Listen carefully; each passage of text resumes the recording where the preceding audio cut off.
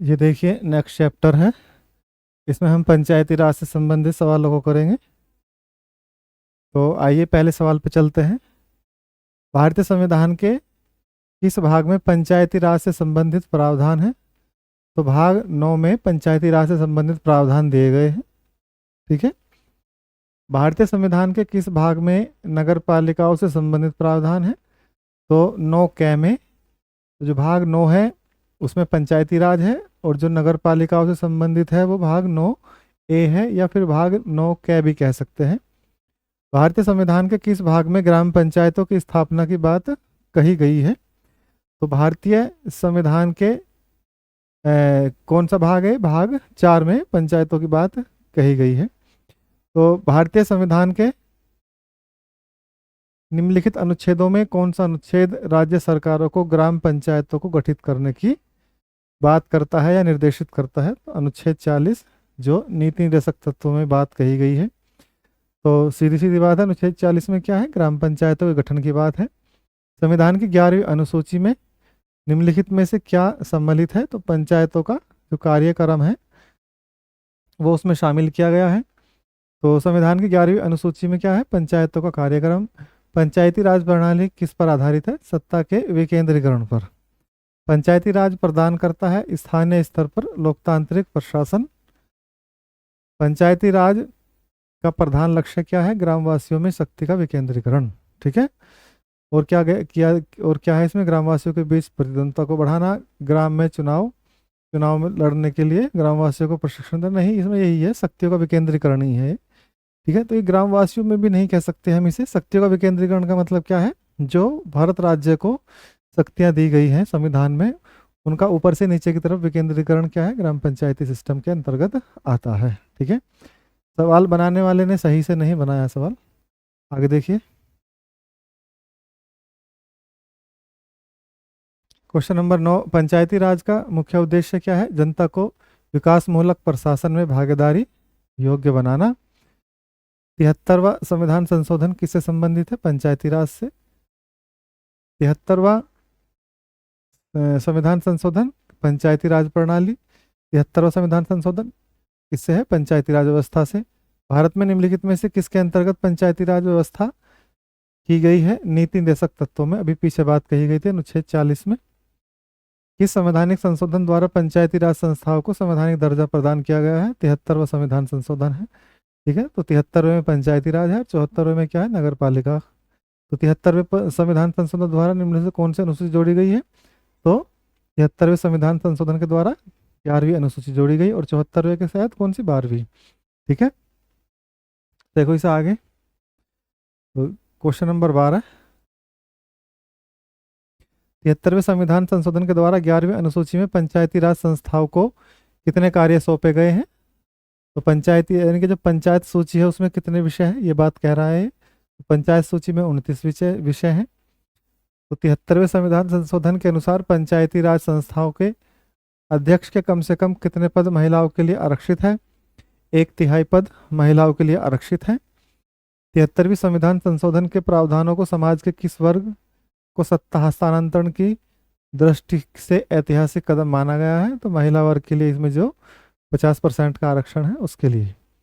तो 73वें संविधान संशोधन की योग्यता की विशेषता क्या है? महिलाओं के लिए 2/3 आरक्षण। ठीक है।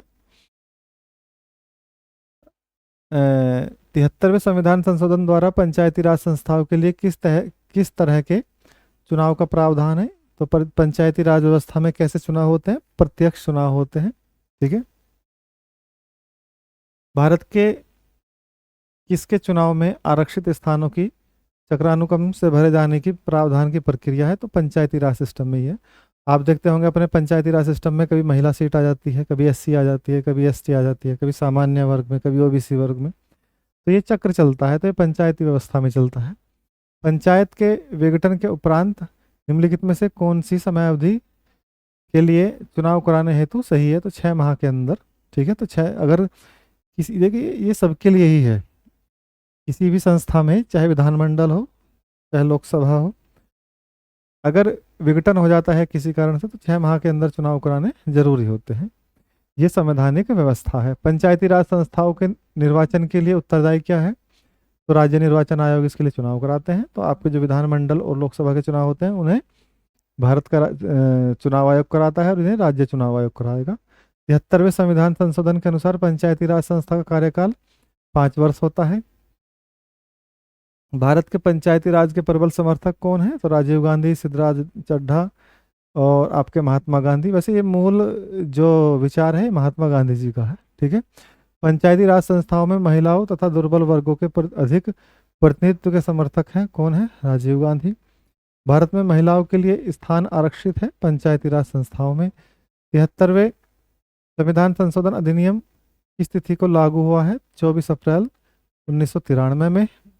भारत में पंचायती राज अधिनियम कब लागू होता है? 24 अप्रैल 1993 को। पंचायती राज अधिनियम कब लागू हुआ? फिर वही बात है, 24 अप्रैल 1993 को। पंचायत के चुनाव कराने हेतु निर्णय किसके द्वारा लिया जाता है? राज्य सरकारों के द्वारा। भारत में पंचायती राज का प्रारंभ कब किया गया? यानी कि 1959 में। देखिए ये 1959 में ट्रायल लिया गया था। जब ट्रायल सफल रहा तो फिर हमने उसको लोकसभा में और राज्यसभा में एक प्रस्ताव पारित करके और संविधान संशोधन कर दिए। कौन कौन से? 73वें और 74वें संविधान संशोधन। और जो हमारा पंचायती राज और नगर पालिका अधिनियम पास करे।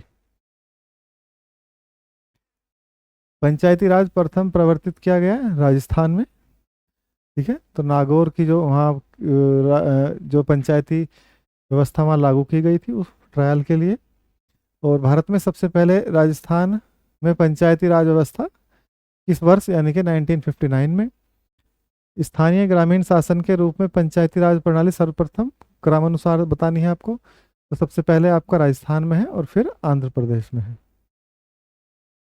भारत में पंचायती राज व्यवस्था सर्वप्रथम राजस्थान और आंध्र प्रदेश। 2 अक्टूबर 1959 को भारत में पंचायती राज का शुभारंभ निम्नलिखित में से कहाँ किया गया? नागौर में। अभी बात कही थी हमने भी। देश के ग्रामीण क्षेत्र में सामाजिक और सांस्कृतिक उत्थान के लिए सामुदायिक विकास कार्यक्रम कब प्रारंभ किया गया? तो यह है आपका 2 अक्टूबर 1952 को। सामुदायिक विकास कार्यक्रम का सार क्या है? लोक भागीदारी। भारत सरकार द्वारा सामुदायिक विकास योजना की शुरुआत की गई थी 2 अक्टूबर को। और 2 अक्टूबर कौन सा? 1953 को, ठीक है। सामुदायिक विकास कार्यक्रम की असफलता का कारण था अशिक्षा, क्योंकि अशिक्षा ज़्यादा होने की वजह से व्यवस्था नहीं हो पा रही थी सही से। पंचायती राज की दृष्टि से महत्वपूर्ण प्रतिवेदन बलवंत राय मेहता समिति की सिफारिश पर ये संशोधन किए गए थे। देखिए इससे पहले सरकारिया आयोग वगैरह, हालांकि सरकारिया आयोग केंद्र राज्य संबंधों से संबंधित है, लेकिन फिर भी इसमें कई समितियां आई। लक्ष्मी मल सिंघवी समिति आई और अंत में जो बलवंत राय मेहता समिति है इसके प्रतिवेदन पर यह लागू किया गया। लोकतांत्रिक विकेंद्रीकरण का सुझाव बलवंत राय मेहता समिति। लोकतांत्रिक विकेंद्रीकरण की योजना प्रस्तुत करने वाली समिति बलवंत राय मेहता समिति, ठीक है, आपको याद रखनी है। भारत में पंचायती राज की त्रिस्तरीय व्यवस्था का अनुमोदन किस समिति के द्वारा किया गया था? बलवंत राय मेहता समिति के द्वारा यह अनुमोदन किया गया। जिस समिति में लोकतांत्रिक विकेंद्रीकरण और पंचायती राज की सिफारिश की उसका सभापति कौन है? बलवंत राय मेहता। पंचायती राज से संबंधित निम्नलिखित कथनों में से कौन सा सही नहीं है? तो 73वां संशोधन 15 अगस्त 1993 से प्रभावी होगा। तो ये है आपका, अब देखिए 56 क्वेश्चन, ये आपका लास्ट चैप्टर है। बलवंत राय मेहता समिति प्रतिवेदन में पंचायती राज संस्थानों को कितने स्तर पर करने का सुझाव दिया गया है? तो ये 3 स्तरीय है, 3 स्तरीय। ये किसी समिति ने कहा कि 2 स्तरीय रखिए, किसी ने कहा 4 स्तरीय रखिए, लेकिन अंत में बात मानी गई 3 स्तरीय की। लेकिन अब भी बंगाल में ये 4 स्तरीय ही है, क्योंकि जो चुनाव जो आपकी जो इसमें जो स्तरीय सिस्टम है पंचायत का वो ये राज्य का विषय है, ठीक है। तो राज्य का विषय होने की वजह से राज्य पर डिपेंड करता है उसको कैसा रखना है। बलवंत राय मेहता समिति ने किसको अधिकांश या किसको अधिक शक्तिशाली बनाने का सुझाव दिया है? पंचायतों को। आगे देखिए, पंचायत राज व्यवस्था में स्थानीय स्वशासन की व्यवस्था कैसी होती है? तो ग्राम, ब्लॉक, जिला स्तर पर 3 स्तरीय संरचना है। बलवंत राय समिति प्रतिवेदन के अनुसार महत्वपूर्ण संस्था है पंचायत समिति। निम्नलिखित में से कौन पंचायती राज संस्था नहीं है? तो ये नगर परिषद जो है पंचायती राज नहीं है, ये नगर निगम के अंतर्गत आएंगे आपके। और पंचायती राज संस्थाओं के संगठन के 2 स्तर होने का सुझाव दिया किसने? अशोक मेहता समिति ने। मैंने अभी बात बताई थी कि किसी ने 2 स्तरीय कहा, किसी ने 4 स्तरीय। तो पंचायती राज के चुनाव में राजनीतिक दलों को खुले तौर पर चुनाव चिन्हों के आधार पर भाग लेने देने का सुझाव किस समिति ने किया था? अशोक मेहता समिति के द्वारा ये बात कही गई थी।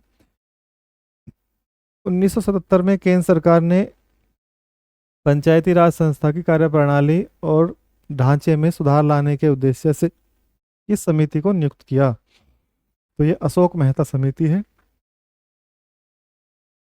देश में पंचायती राज व्यवस्था का आरंभ किस समिति की रिपोर्ट के आधार पर किया गया था? बलवंत राय मेहता समिति की।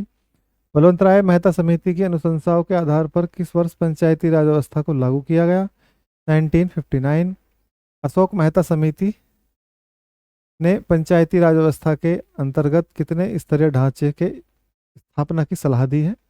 तो 2, यानी कि कितने स्तरीय बनाने की बात कही थी अशोक मेहता ने? तो 2। अशोक मेहता समिति ने किन 2 स्तरों की बात कही है? मंडल और जिला। ठीक है।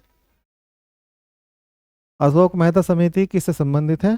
तो अशोक मेहता समिति पंचायती राज से संबंधित है। पंचायती राज से संबंधित निम्नलिखित समितियों के कार्यकाल जो है व्यवस्थित करना है। तो इसमें क्या है आपका? 3, 4, 1, 2। तो 3 का कौन सा है? BR मेहता समिति। ये किससे संबंधित? पंचायती राज। तो उसके बाद में फिर आपकी अशोक मेहता समिति, फिर उसके बाद में GV के राव समिति, और फिर आपकी ML सिंघवी समिति। ठीक है, जो लक्ष्मीमल सिंघवी समिति है। आगे देखिए।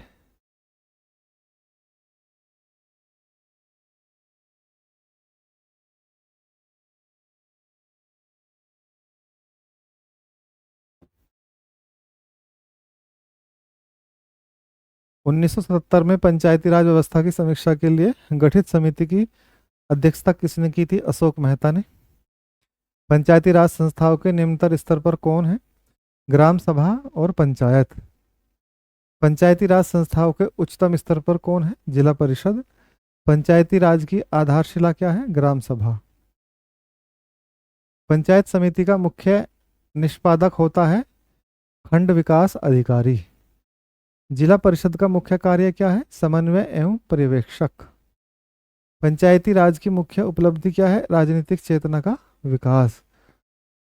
पंचायती राज की प्रधान समस्या क्या है? दलगत राजनीति। स्थानीय सांसद और विधायक किसके पदेन सदस्य होते हैं? जिला परिषद के। ग्राम पंचायत का निर्वाचन कराना निर्भर करता है राज्य सरकारों पर। खंड स्तर यानी कि ब्लॉक लेवल पर पंचायत समिति एक क्या है? प्रशासनिक प्राधिकरण। खंड स्तर पर क्या है? प्रशासनिक अधिकरण है। सामान्यतः पंचायत समिति में कितने प्रकार के सदस्य होते हैं? तो ये पदेन सदस्य है, सहयोगी दल है, सहयोगी सदस्य हैं, सहयोजित और उपयुक्त सभी। निम्नलिखित का सही वरीयता क्रम बताना है। तो ग्राम सभा, पंचायत समिति और जिला परिषद। ठीक है। पंचायती राज सम्मिलित है राज्य सूची का विषय है। ये मैंने अभी क्या बताया था आपको। पंचायत के द्वारा कौन सा कर वसूला जाता है? तो देखिए, वैसे तो पंचायतों को इतने कर वर लगाने का अधिकार है नहीं। हालांकि कर लगाने का अधिकार तो सेंट्रल गवर्नमेंट को होता है, संसद को अधिकार है, लेकिन ज़्यादा कर के अधिकार वसूलने वगैरह के इनको दिए नहीं गए हैं, क्योंकि पंचायती सिस्टम में राजनीतिक अधिकार बहुत कम है। तो पंचायतों के द्वारा ये स्थानीय जो मेले लगते हैं, चुंगी उंगी कर हैं, ये इनको दे दिए जाते हैं। तो मेला कर इसके अंतर्गत आएगा। निम्नलिखित में से कौन सा संविधान संशोधन ये कहता है कि ग्राम पंचायत की 1/3 सीटें महिलाओं के लिए आरक्षित होनी चाहिए? तो ये 73वें संविधान संशोधन की बात कही गई है। पंचायत स्तर पर राज्य सरकार का प्रतिनिधित्व कौन करता है? तो ये कौन है? पंचायत सेवक।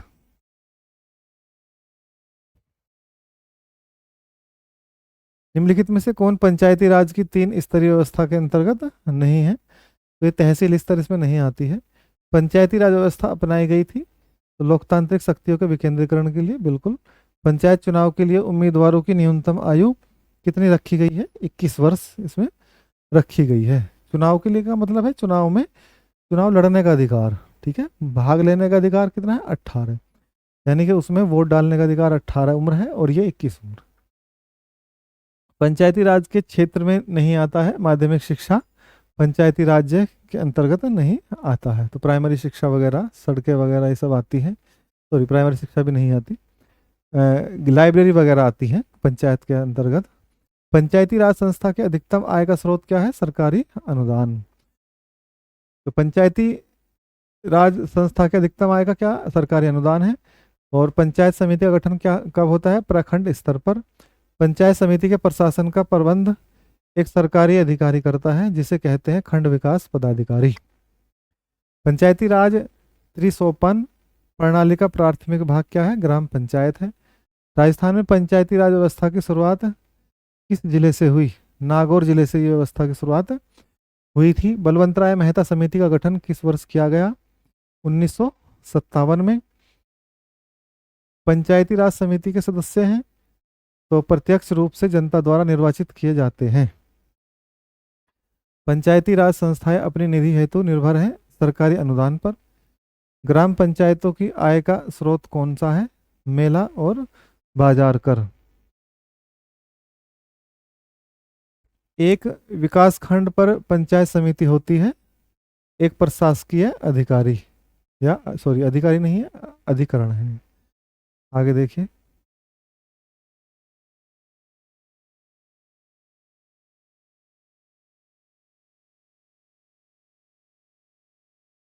यदि पंचायत भंग होती है तो किस अवधि के अंदर निर्वाचित होनी चाहिए? 6 माह के अंदर। निम्नलिखित में से भारत में पहला नगर निगम कहाँ स्थापित हुआ था?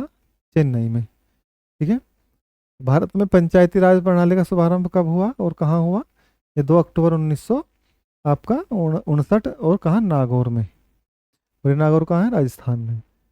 1957 में किस समिति ने भारत में त्रिस्तरीय पंचायत की सर्वप्रथम सिफारिश की? बलवंतराय मेहता समिति, आपको याद रखनी है। वर्तमान ग्रामीण प्रशासन की संरचनाएं निम्नलिखित में से किसकी अनुशंसा पर की गई? बलवंतराय मेहता समिति की। विकेंद्रीकरण प्रणाली की सिफारिश किसने की? बलवंतराय मेहता समिति ने। 73वें संविधान संशोधन का अभिपालन करने वाला पहला राज्य कौन है? आंध्र प्रदेश। भारत के पंचायती राज व्यवस्था का वास्तुकार किसे कहा जाता है? ये BR मेहता। भारत में सही मायने में स्थानीय स्वशासन का जनक किसे माना जाता है? तो लॉर्ड रिपन को स्थानीय स्वशासन का जनक माना जाता है। जब आप हिस्ट्री पढ़ेंगे या इसी में जो हमने क्लास लगा रखी है, प्लेलिस्ट में जाके देख सकते हैं, historical underpinning of the constitution, तो उसमें बताएंगे कि लॉर्ड रिपन किस तरीके से स्थानीय स्वशासन को सबसे पहले शुरू करता है। तो स्थानीय स्वशासन का मतलब क्या है? कि जो स्थानीय लोग हैं उनको शासन में भागीदारी देना। तो भारत में प्रत्यक्ष लोकतंत्र का उदाहरण क्या है? ग्राम सभा। ग्राम सभा का अभिप्राय क्या है? ग्राम स्तर के पंचायत क्षेत्र के निर्वाचक, नियमावली में पंजीकरण लोग। निम्नलिखित में से कौन सी एक समिति पंचायती राज संस्था से संबंधित नहीं है? तो PVN राव समिति से संबंधित नहीं है। अशोक मेहता, बलवंत राय और ML सिंघवी, ये तीनों ही समितियां पंचायती राज से संबंधित है। ग्राम पंचायतों की आय का साधन अभी क्या बताया था? कृषि आय पर कर। ठीक है। हालांकि ग्राम पंचायतों की आय का कोई स्पेशल साधन नहीं होता, उनको जो अनुदान मिलता है सरकार से वही उनका आय का साधन मान लीजिए काम कराने के लिए, क्योंकि उनको ये अधिकार नहीं है कि वे कर इकट्ठा करेंगे और फिर उसे गांव में लगाएंगे। तो ये कर इकट्ठा करके भी कहाँ पहुँचाते हैं? फिर आपको ये सरकार को ही जाता है। तो निम्नलिखित में से क्या प्रत्यक्ष लोकतंत्र का उदाहरण है? तो ग्राम पंचायत प्रत्यक्ष लोकतंत्र का उदाहरण है। तो इस प्रकार आपने देखा कि आपका जो पॉलिटी का पार्ट है वो पूरा हो चुका है। तो पॉलिटी के लगभग सभी पार्ट जितने भी हैं एग्जाम में पूछे जाने की जितनी संभावना है सभी हमने इसमें कवर कर लिए हैं। किसके माध्यम से? आपके क्वेश्चन और आंसर के माध्यम से। तो ये लास्ट था पॉलिटी के लिए। अब हम दूसरा सब्जेक्ट चलाएंगे इसमें, ज्योग्राफी चलाएं। हालांकि ज्योग्राफी का एक लाइव क्लास बना चुके हैं, वो 4 घंटे की क्लास है, आप जाके देख सकते हैं। उसमें सारा वर्ल्ड ज्योग्राफी और उससे संबंधित जितने भी तथ्य हैं सबको हम करा चुके हैं। इंडियन ज्योग्राफी और एनवायरनमेंट वगैरह हम उसे शुरू करेंगे। तो थैंक यू।